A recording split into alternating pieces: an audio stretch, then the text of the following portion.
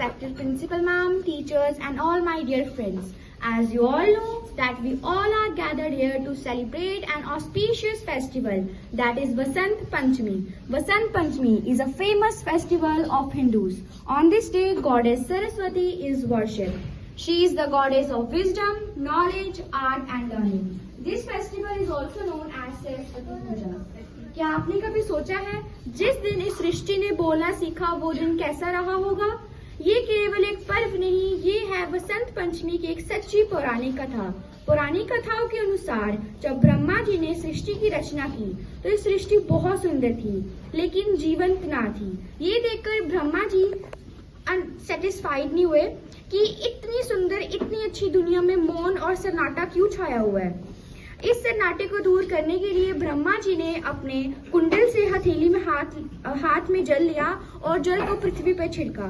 जैसे ही वे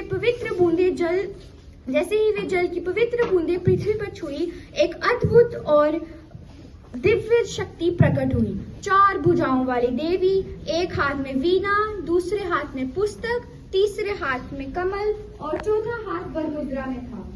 ब्रह्मा जी ने कहा, देवी सृष्टि की खामोशी को दूर कीजिए। जैसे ही देवी ने वीणा की तारों को स्पर्श किया, पूरा ब्रह्मांड गूंज उठा, हवा में सुर भर गए, पक्षियों ने चहचहाट मिली और मनुष्यों को प्राप्त हुई वाणी।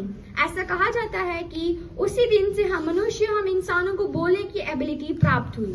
माँ सरस्वती इतनी इम्पोर्टेंट है कि इसलिए कहा जाता है कि हमें लक्ष्मी की प्राप्ति इजिली हो सकती है, लेकिन माँ सरस्वती की प्राप्ति हमें इतनी इजिली नहीं हो सकती।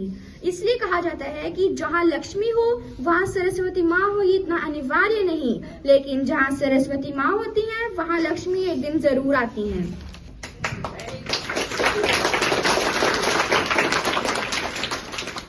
Overall, this is the festival of joy, knowledge and new beginnings. So let's celebrate this festival with full enthusiasm. May Goddess Saraswati bless us and gives us all happiness, prosperity and a deeper connection to education. Happy Vasant Panchami to all of you.